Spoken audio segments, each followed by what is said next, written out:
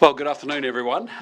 Yesterday I was in Auckland with the Minister of Economic Growth, Nicola Willis, and also our Minister of Infrastructure, Chris Bishop, to release an update on the government's ambitious infrastructure agenda. Between now and Christmas, $6 billion of government-funded construction is due to get underway, including new roads, hospitals, schools, and high-tech labs. It's an exciting list. Initiatives like Otaki to north of Levin, and also the Melling Interchange worth billions of dollars, finally getting underway after years of delays and uncertainty. And for communities like Horowhenua and the Hut, it's an investment in their economic potential, unlocking growth for years to come. And it also means thousands of additional jobs in construction for a sector still feeling the impact of Labour's high inflation and high interest rates. This afternoon, I can announce an additional project expected to begin construction before the end of the year, with Cabinet having now approved a new postgraduate medical school at the University of Waikato focused on primary care and rural health, training more homegrown doctors right here in New Zealand. This is a significant investment not just for our healthcare system, but also for Hamilton and the wider Waikato region.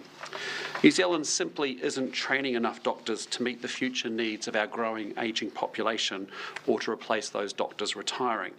And that has to change. And so we're investing $32 billion a year in healthcare, 1 in every 5 taxpayers' dollars now. And we know that access to care is still too difficult for too many people, and especially those in regional New Zealand. This new school is a practical step to change that, boosting our medical workforce, creating new educational opportunities in the Waikato, and helping deliver better care closer to home. And with that, I'll hand over to Health Minister Simeon Brown to go through some of the details with you.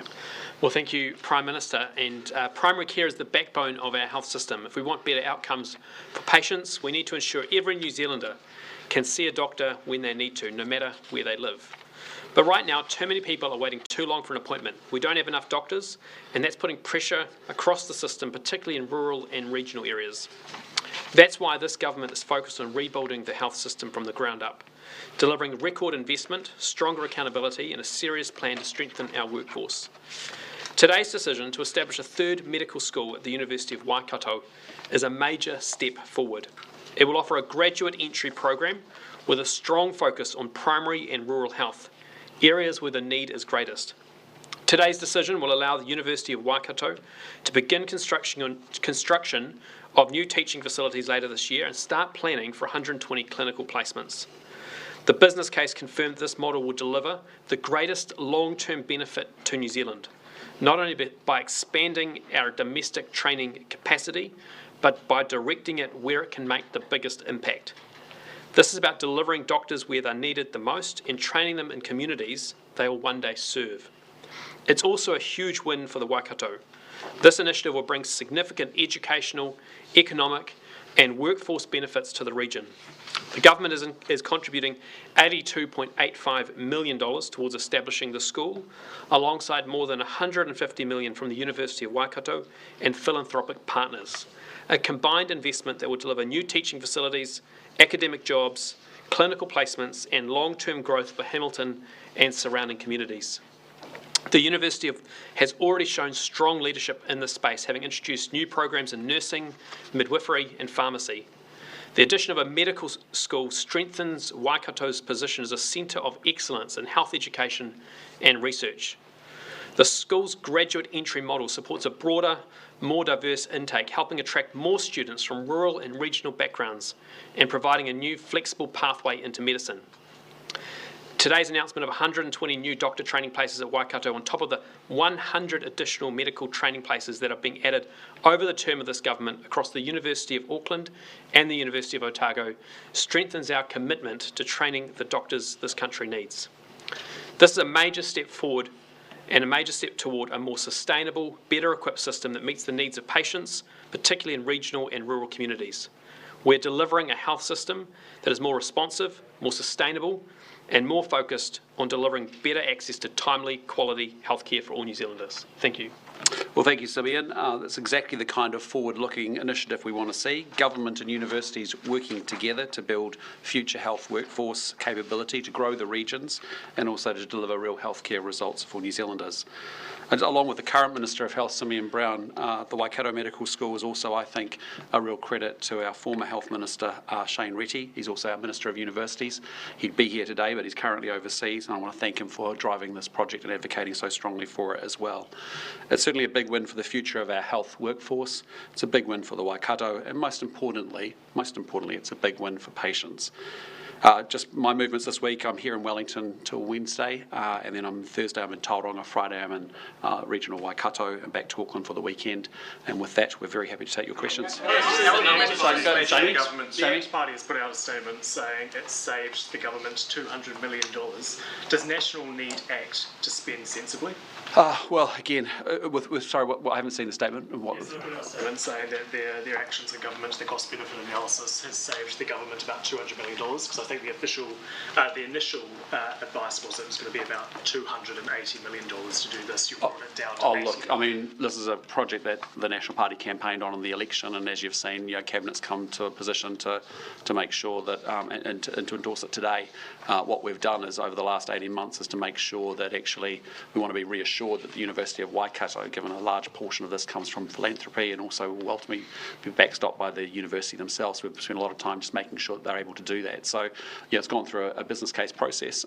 We're pleased with the results of that, but importantly, it's about now stepping out and actually saying we know we have to build this homegrown capability. Simeon and his team are doing a great job of opening up places to international doctors. It's an and on health workforce, and I'm really pleased we've got to where we've got to today. The X Party saved the government $200 million?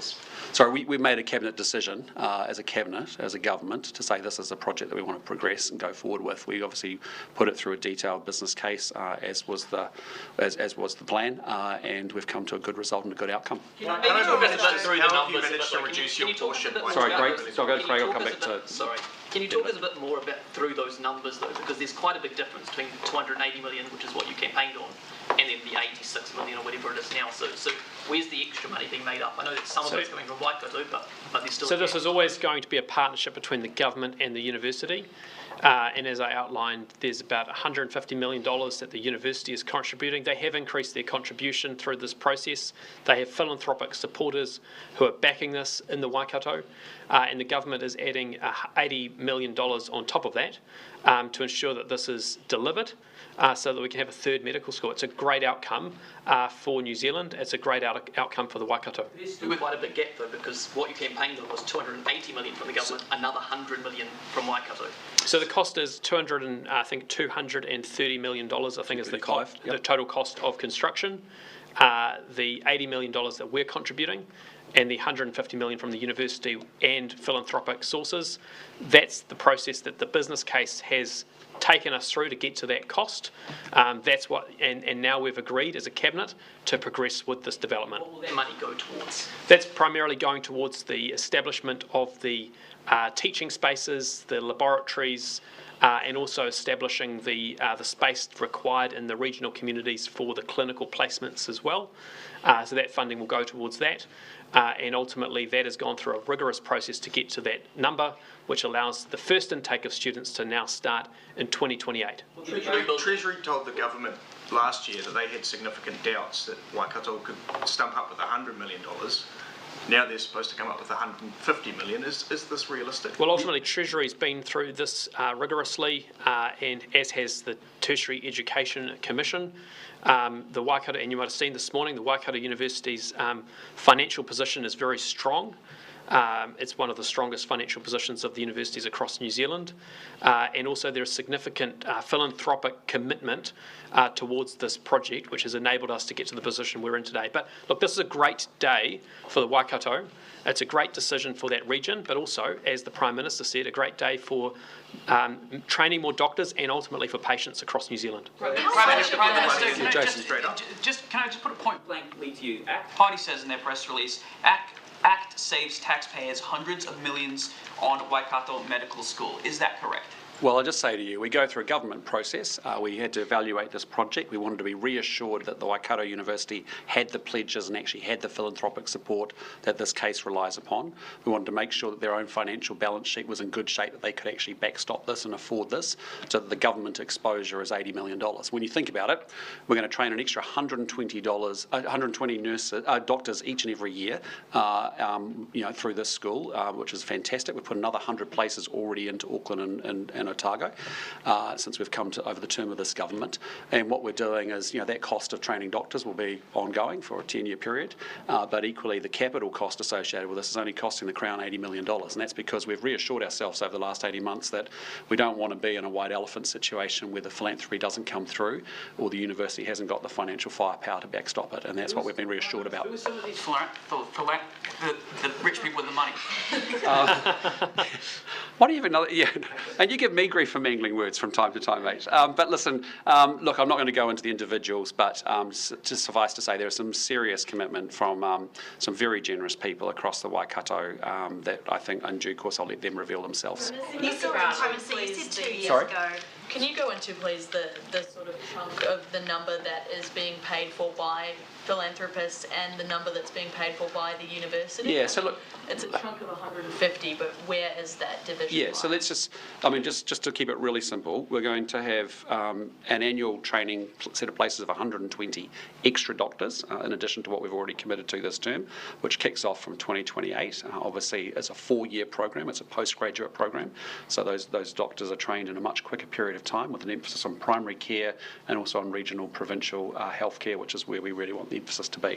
So that cost, whether you want to train 120 more doctors, when we need more doctors, we know we've got a retiring population of doctors, we know we've got an ageing population, growing population, makes sense, you've got to invest in doctors, period. Separate sort of piece, right? Then you're left with the capital costs or the establishment costs, which are about $235 million, and of that, $152 million is coming from Waikato, and they are confident, having reached out to their donors, that they've got really strong pledges to be able to support that, and we've also wanted to be reassured that those pledges are real. That's why the Treasury work happened and why we've taken a little bit of time to work our way through it. And we've also wanted to be reassured that actually Waikato has the balance sheet to be able to backstop an investment as well, should that philanthropy not come through as fully as they planned. So therefore the government's exposure is the $82 million. The total sum of 235 is essentially being used for the teaching facilities, actually accommodation wing for students, and as Simeon said, some training places out in the regions as well. So, that's what the establishment costs essentially of the enterprise are, is 235 million. The government's contributing 80. Waikato University and its donors are contributing 150. Why is the 235 though so much lower than the 380 that you were talking about? Just as we've gone through the process, that's what Waikato University has come back and said that's what it can cost to build it. And so there's nothing. It's just genuine with the passing of time. We obviously had this has been a proposal that's been looked at for some time, over a number of years, as you'd be well aware of. It's going back some time. We came to the election campaign saying we wanted to do it. We think it's entirely appropriate when we look at the medical schools per head of population that we have in New Zealand versus Australia.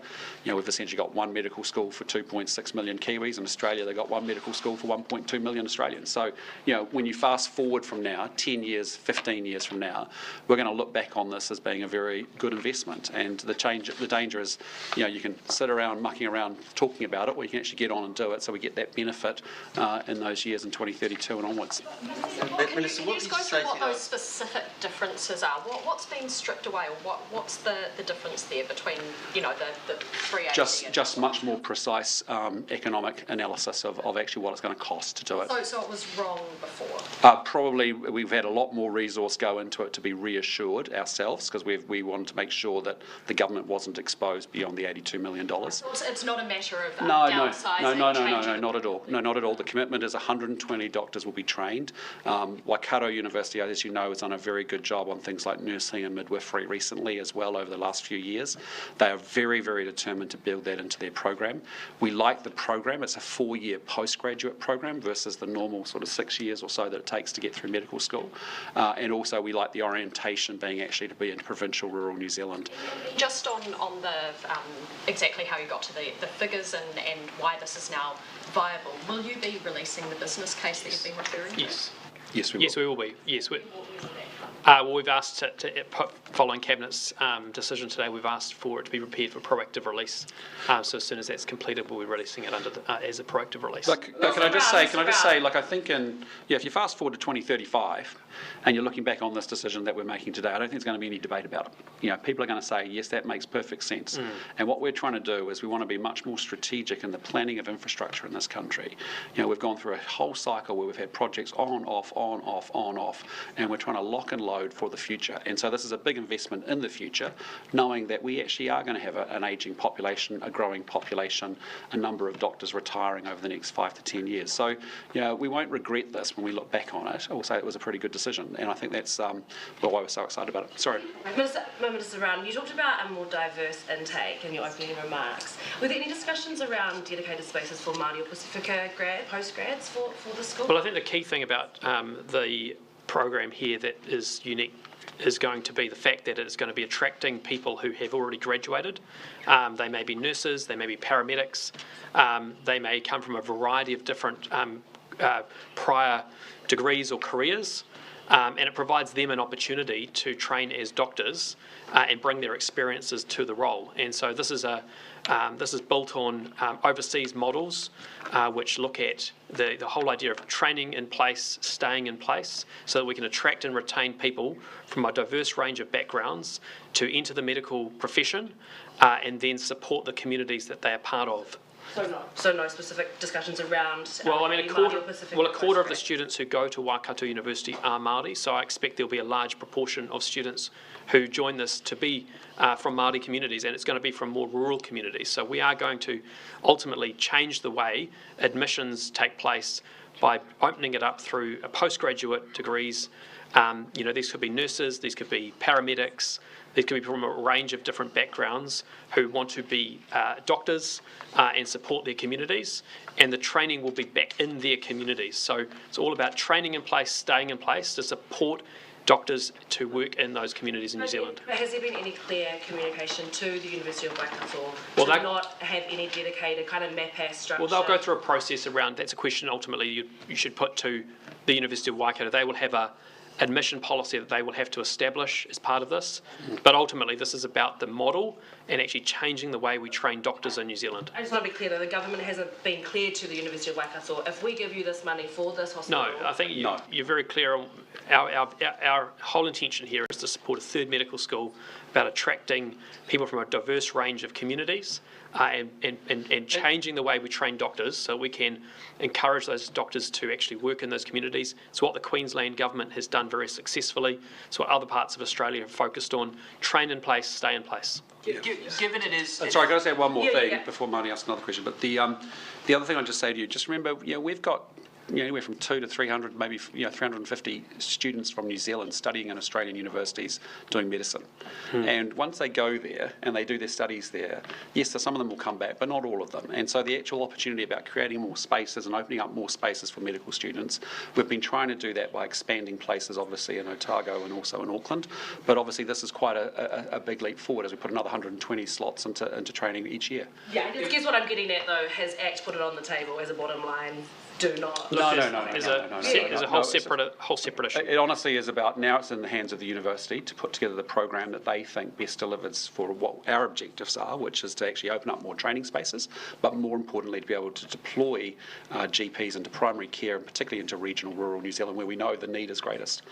Sorry, go to Friday. So just given the University of Otago and Auckland sort of lobbied hard saying they can train extra doctors, can you hand on heart say this is the best value for money? Yes, we can. Yes, the business case came back saying this is the best option, but importantly we also think this is the right course forward, as we've been saying. When you've got a system in New Zealand today, and this is the history of New Zealand, is that when you think about our infrastructure planning, often we're not thinking strategically about what we're going to need into our future, and so things break down and then all of a sudden we've got a problem and we actually haven't invested for the future in the right way. That's what the infrastructure projects are about before Christmas. That's what this is about.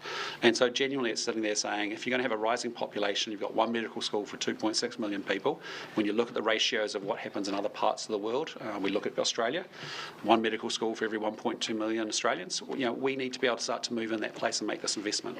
We've also raised issues with a shortage of clinical placements for training doctors to learn their craft. So can you guarantee there will be jobs for these people?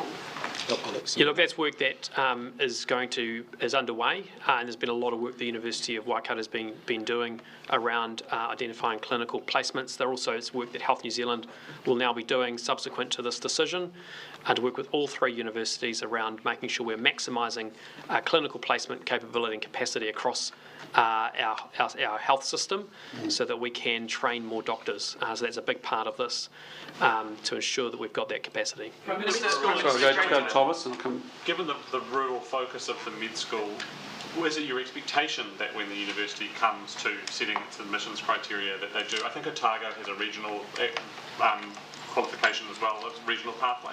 Is it your expectation that the university establishes some sort of pathway for people from rural New Zealand to... Well, that is a key part of the business case, is that the admissions criteria will be around graduate entry, and it will be about ensuring that the people who come forward have demonstrated commitment to rural communities. And so that will be a key part of the admissions criteria to make sure that we are training in place, staying in place. That's a key part of why this government's investing in it as part of the business case. The business case does set some criteria that the university must meet in terms of its admissions. Yes, I mean, it looks at the model. Obviously, there's a model behind this which has been developed by the university based on what's seen in some Australian universities. But I think the question is quite different from the question we got earlier, which was around, I think the question was going towards MAPIS, which is a completely different issue. Does the business case have any view on establishing an equivalent to the MAPS scheme at this medical school? No. And ultimately it looked at three different options. The first one was increasing the number of training places at existing universities, looking at developing different models from our existing universities, or creating the Waikato model, and it found that the Waikato model was the best of the three. Is the Waikato model better than increasing places at the other universities according to the business? Well, we're doing. I mean, ultimately, this is the point. We're doing both under this government. The business case found that this model is. It plays a critical role in ensuring that we are supporting rural and primary health care, and the benefits of that are significant. But as a government, we are doing both. We're investing in this new model. We're investing in the Waikato. But we are also, over the term of this government, 100 more doctor training places per year through the University of Auckland and the University of Waikato. For people who graduate from this university to stay and working in regional New Zealand afterwards? Sorry? What are you getting sort of bonding for people who graduate from this university to go back and work in regional New Zealand? Look, no, the key thing here is making sure that we are training in place to stay in place. So it's ultimately about the model of ensuring that when they go for their clinical, when they go and have their clinical placements, they spend time in a rural community, they spend time in a primary care facility, which will be in the same area. The model is designed to ensure that we are getting as much. So I'll go to Audrey and then to Adam. Audrey? So are you training them just to be GPs, or could they end up in provincial hospitals? Both GPs and rural provincial hospitals. So it's designed to benefit both primary practice, but also rural medicine. So our rural hospitals are some of the, and this is why looking for having a model which attracts people from those communities and gives them an opportunity to become a doctor, and then gives them an opportunity to do their clinical placements in the communities that they're from. The evidence, and this is where the business case points out a strong correlation between them then staying in those locations and giving back to their communities. Prime Minister, clarify. Sorry, Adam. Yeah, Minister or Prime Minister, can we just clarify how much of the 150 million is rich people donations versus university funding? Yeah, what we've wanted to check, I'll let the university ultimately answer that. They've got strong pledges from the donors that they've got. Is the majority as I understand it, but again, you need to talk with them about that as to how they see that mix coming. What we've wanted to be reassured about is if the philanthropy and the donors don't actually come through in the way that they hoped, that they actually will backstop the rest of it with their own balance sheet, which they're quite capable of doing. Right, so they're quite capable of doing that. So they've said, so the university could put through. Yes, it's in good financial position, essentially. So have you been advised? Have they told you about whether doing that in the event of, even if it's just what they've committed now, including the donations or the complete 150 mil, how that might impact other areas of the university, whether any other cuts? No, I mean, yeah, I'll let somebody answer it. The Tertiary Education Commission has provided advice to the Minister for Universities on this matter, which shows that they have a very strong financial in a very strong financial position, and they have the opportunity to leverage their balance sheet to be able to make sure this is a success. So they obviously have a monitoring role over this. They provide advice to the Minister of Universities, which supports the decision the Cabinet has made today. So private cuts to other areas. It supports the decision we've made today, and ultimately the balance of that funding is a decision, is a question I would encourage you to put to the university. But the Tertiary Education Commission has to look at all of the different courses and things that they do, and is given advice to say this is a university in a very strong financial position and able to make this investment, which we have then backed up. Given this is National Party policy, would you be comfortable if the university had to resort to well, I'm just saying, areas well, that's what we've tried to get. That's what we've spent the time getting reassurance around. One, how solid are the philanthropy donations and pledges that are in place, and they're very solid. So that's why the university is very comfortable. They've been talking to these donors for years about wanting to do this. There's deep commitment from a number of people, a number of organisations there that want to actually fund something like this, which is great. And that's purely, that's partly how it's happening. The second part is we just want to be reassured, should that not happen, we don't want to just hang our whole basket on that, and actually the university has got plenty of capacity through the independent assessment to say, look, there is capacity with that university to do so. And if you think about the University of Waikato and how it's opened up new fronts recently around nursing and midwifery and all sorts of different things, I think they've got good capacity to take it on. So this question is that, are you comfortable if the university has to cut from other areas to be able to get the school? Well, those are always decisions for universities. All I'm just saying to you is, in the round, when you look at their financial ratios, they're in good space to be able to do this as well as everything else that they do. Right. Given that everything signed off by government does come from Cabinet, is it frustrating for you to learn that the ACT Party are trying to take credit for this with a press release saying that they've saved taxpayers hundreds of millions? Well, look, I've learned in my short 4 years in politics, that success can have many fathers and mothers, and if everyone's feeling good about it in our government, that's fantastic. So, what I'm proud about is,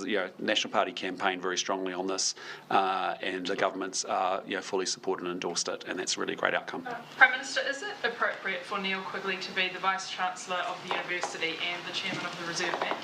Again, we expect any conflicts to be well managed, as we expect in government and other places, and as well as they are, I'm perfectly fine with that. I guess the issue is that on the one hand he's pitching for support from the government, and on the other hand he's running an institution that's meant to be independent. So, how do those two things work? Look, I'm quite comfortable with them. As I said, we've got good conflict managements in place, and I expect them to be upheld in this case as well. The Reserve Bank Board is currently looking at changing capital rules, the way it regulates banks. You could argue it could change the rules in a way that favours the government, because it's trying to stay on side with the government. I'm not trying to sound like a conspiracy theorist now, but there is arguably a conflict. Well, I just say to you, look, there's two bits of work going on. One is, yes, there's the capital assessment, capital limits assessment going on, as well as the risk assessments as part of that work with the Reserve Bank, and it's important work, and we expect that to hopefully come through with an answer pretty shortly. But look, I'm very comfortable here that these conflicts can be well managed, and so let's ignore. I just don't have that concern. Prime Minister, can I ask you about... Tom, how are you? I'm very good. Good. Minister, what would you say to families who have seen inflation rise today, and they're looking at maybe their next supermarket shop, and they're feeling a bit uncomfortable? Yeah, well, look, I mean, from our point of view, what have we been trying to do? We've been trying to get inflation back within the Reserve Bank band, which is 1% to 3%. As you saw today, it fluctuates, but as long as it's within that band, that's a good thing. Obviously, there's domestic and international components of that. If you actually strip out the rates side of the big takeaway from me looking at the data was that rates have actually increased 12%. If you strip rates out and they're going at 12%, the rest of the economy's prices are going up by about 2.3%. That's what's led from 2.3 to 2.7. So that's a good reminder to councils to get focused on their core business, and that's why Simon Watts is doing the work that we've asked him to do around rates caps as well. But from I just say to you, like 2.7% within our band of 1 to 3%, when we spent a long time outside that band. You remember under the Labor government it hit 7.3%, and so we're working hard because we, as I've said before, we've had to essentially make sure that we do the economic fundamentals well, which is get government spending under control, bring down domestic inflation so that we can lower interest rates, so that we can get the economy growing, so that we can get people in work. And it's a tough time for New Zealanders at the moment, there's no doubt about it, but it's years of high inflation, 3 years of a recession, and we've had some good growth in Q1. Certainly it's been challenged globally, as you've seen a lot of uncertainty sitting in the world, around the world. You would have seen other countries' Q2 numbers start to come through. But I think we've got the right plan. I know it's been difficult, but this is a consequence. When you mismanage an economy, you spend more, you increase borrowing by 3 times, you end up with an interest bill of almost $9 to $10 billion a year, and we've got nothing to show for it in terms of better infrastructure, schools, hospitals, roads, or anything. So we're fixing that mess. We own that now, and we're fixing it. And so I'm proud of the progress we've made to get inflation down to under the band of 3% and 1 to 3%. And obviously you've seen interest rates come down as well, and that's good because on an average interest rate, this is how it hurts regular New Zealanders. High inflation drives high interest rates, and now with us lowering interest rates through managing inflation, we've now got $300 back into the pocket of a Kiwi with an average mortgage, and that's all good stuff. So there's a lot more to go, and let's be clear, I'm not trying to say we're all there, but we're turning around a massive recession. It's a bit disingenuous. You're not lowering the rates, it's the Reserve Bank, and you've always told us that there is a stark independence there. No, to be very clear about how rates work, you need to have fiscal policy working alongside monetary policy. Even the former Reserve Bank governor, you might remember, said you've got to have mates, you've got to have good mates.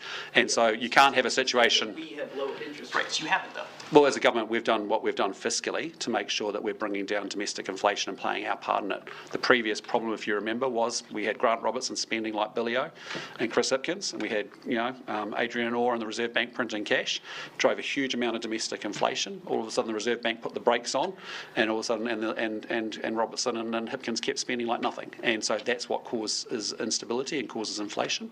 We've done everything we can in a fiscal sense to control the bit that we can control, and equally the partner to that is monetary policy. That's what the Reserve Bank does as well, and the two working in concert to say focus on inflation. Remember, one of the first things we did is change the remit of the Reserve Bank. So you've got one target, which is get inflation under 3%. So the two have to work together. You can't have one without the other. Prime Minister, do you think you're going to be able to convince ACT in New Zealand First that capping rates is a good idea? Look, we've got some work underway right now, and there's a lot of complexity to it. But what's unacceptable is to see council rates going up over 12.2%, I think, when you see the rest of inflation in New Zealand at 2.3%. And so our message, I have made the message pretty clear for the last 12 months to councils, is get it together, get your spending and your house in order, focus on the basics, not the nice-to-do stuff like the rest of us are doing, families, businesses, central government's trying to do across the country. We expect you to do the same, and many of them are doing a good job on that. Others have a lot of work to do. And so, but equally, now we'll also move forward with the rates cap proposal as well. Do you think, though, that around the cabinet table they like the idea?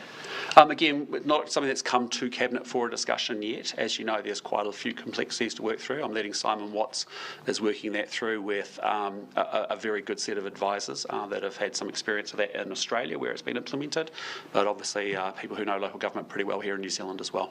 So, Prime Minister, kia ora. How are you? Kia ora. Did you have a good weekend? Good so, last week you went to Taitokara, you went to Northland.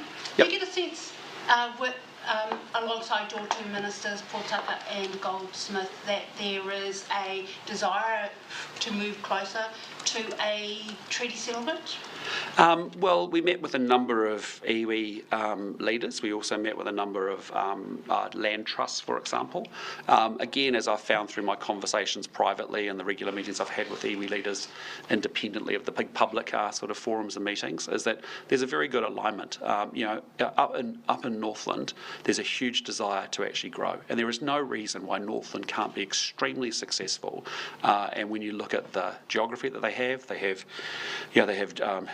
geopower. They have water storage projects being built. We've got huge opportunities in kiwi fruit, which is, as you know, on absolute, on gangbusters at the moment all around the world. There's huge opportunity commercially and economically for that region to do extremely well. We've got a massive investment with the infrastructure, with the road going from Auckland to Whangarei. So, all the ingredients are starting to come together, but there is massive alignment between government and the leaders that I spoke with, and I did a series of speed dating with different groups through the far north and north, and it was a very positive set of engagements. So speed dating, any chance of a marriage? Well, massive areas of alignment, really massive areas of alignment of actually people up there who want to get on and actually take responsibility for driving their own economic growth and their own regional economic growth. So I came away really excited. And I've had a lot of ongoing conversations with different leaders across the region, and to actually meet some new generation of leaders that actually really are determined to actually advance the region economically, because once it's the same issue that we're dealing with as a government, right, that the region wants to deal with and iwi want to deal with and other leaders up there, because essentially you've got to get the economic engine in place so that you create opportunity for your people so you can deliver better public services. It's the same thing we're doing at the national level as well. So no, really enjoyed it. Great day. Sorry, can I go over here? Yeah. Did you specifically meet with Ngāpuhi leadership during your meeting up north, and did you talk about a settlement? I'm not going to go into individual conversations, but suffice to say we met with a number of people across the piece, some representing iwi organisations that want to do settlements, others representing trusts that want to do commercial arrangements and look at opportunities that they see up there for investment, either co-investment or partnering with others around investment opportunities that exist there as well. So I was just really impressed with that there is a movement and a generation of leaders up there, young and old, frankly, that actually want to move forward and they want to secure regional economic growth in a big way. And obviously the point is that a treaty settlement enables that to happen. I mean, I've been spending a lot of time. I can go to down to Tainui, and the deal that they've done with Brookfield, $1 billion deal for an inland port, is only possible because of the settlement process. I was with 3 big iwi leaders dealing with one of the major global construction and infrastructure companies who came to visit New Zealand just 2 weeks ago, and they are fantastic partners for big investment on core infrastructure that we want to get done, serious stuff in this country, hundreds of millions of dollars, billions of dollars of stuff. So, I'm really encouraged that, as I set the infrastructure summit up, I wanted the government to foreshadow where the investable opportunities were. I wanted iwi to talk about their involvement, because if you're going to do stuff in New Zealand, you've got to be able to work with iwi, and they're some of our most sophisticated commercial operators. And then likewise, we had emerging sectors that we want to invest in as well. Prime Minister, how would you characterise NCEA at the moment? It's not working. I've got some serious concerns about it, and very worrying concerns. When you talk to parents and teachers and principals, I think the concerns are very real. The parents and principals I talk to are concerned about, does this qualification stack up, and is it comparable to kids that are getting the similar qualifications in Canada and Ireland and Australia and other parts of the world, or not? Is it actually teaching our kids the core educational components that they need to have in order to enter the workforce and to be able to access higher paying jobs? So, as you know, a report came out over the weekend that was released, and obviously now the next step is everything's on the table, and over the next few months the Minister will come back with some proposals. A lot of criticisms in that report of the flexibility within the current system. Would you like to see a more structured course across the different levels, rather than allowing students in schools to kind of pick and choose different standards? Yeah, look, I'm not going to get ahead of Erica and the work that I've asked her to do, because I don't want to presuppose an outcome, but you are quite right that I think if you go talk to parents, I've had both my kids go through the system, it's quite easy to assemble a bunch of credits and stuff that actually still means that you have difficulty doing some of the core stuff around mathematics and reading, for example. Well, there is nothing more important to New Zealand than education, because how on earth are we supposed to access the many high-paying jobs that are out there in the world if we can't attract them to come to New Zealand because our kids aren't well prepared to be able to take them on? We need engineers to build the road from Auckland to Whangarei. We need AI experts to be able to drive our economy into the future. So, and we want our kids to realise their potential. So, so I think it's quite right that we look at the whole of the NCEA. There's no presupposed outcomes going in. We're going to open it up and we're going to fix it and do it once and do it right. And it's important that we do get it right. And that means everything's on the table. It's currently set up in the right way to put students on the path to vocational education. Is there the correct kind of stepping stones? Yeah, look, again, I'm just not going to go into, I know we'll all have a different views about it, and in fairness, I want Erica to run a process that's pretty, I don't want any preordained outcomes. I genuinely want her to identify what's worked well.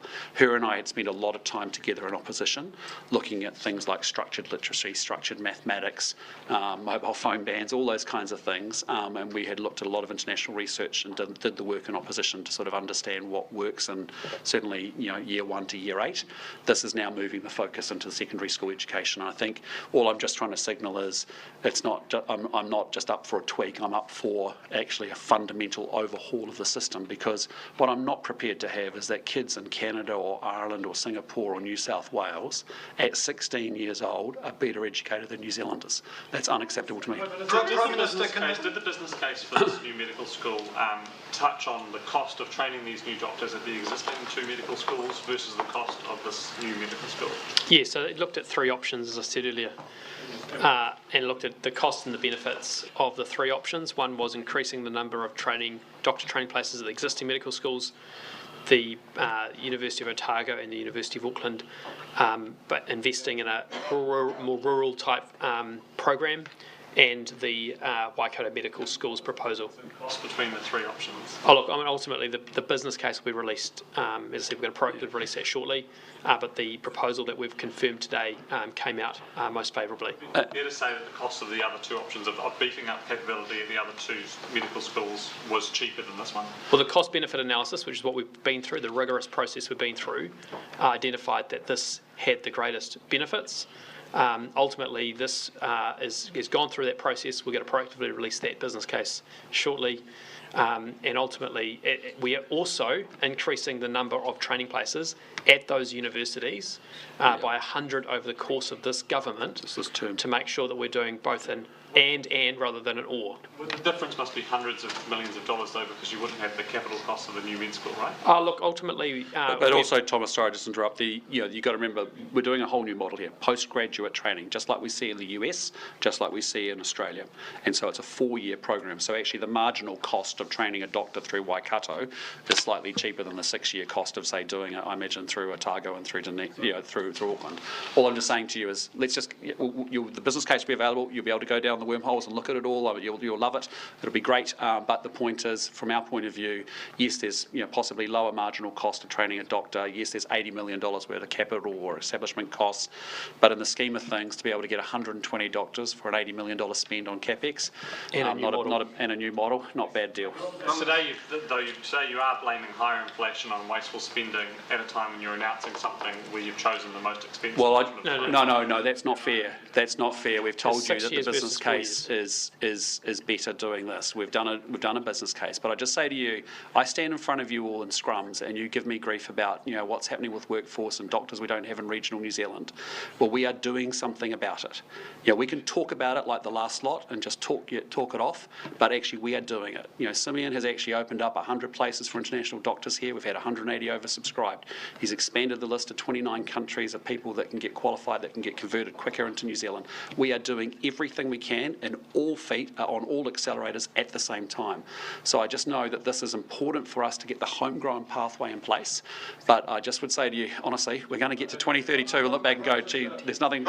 Can you really, at a time of very tight budgeting, at a time when there is a focus on wasteful spending, can you justify choosing an option that is tens, maybe hundreds of millions of dollars more than getting the same number of doctors in a slightly... So Thomas, I don't know where you're getting that thought from. I've just told you the business case was more favourable for Waikato. Yeah, well, the business case is more favourable for this particular proposal. It will be released. Ultimately, whether you're training 120 doctors per year at Waikato or at the University of Auckland or Otago, there is obviously the ongoing cost of training those doctors. This is a 4-year degree rather than a 6-year degree. And then the key thing here is we're putting $80 million into supporting the university to establish this new school and the new training facilities. And as the Prime Minister says, people are going to look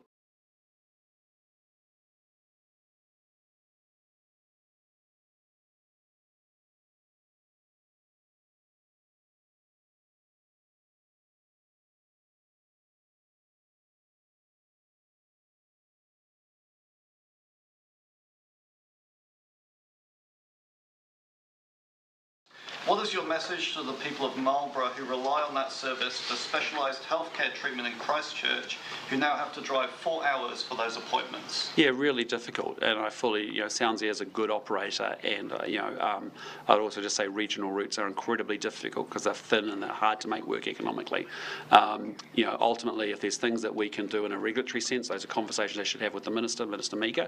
But again, I just acknowledge that it's a tough day for people who are losing their jobs. I think it's maybe 10 job losses from what I've read, and I just know how difficult regional routes are, and to make those work, you've got to make sure you get the foundational economics in place. The Minister says that there's an aviation action.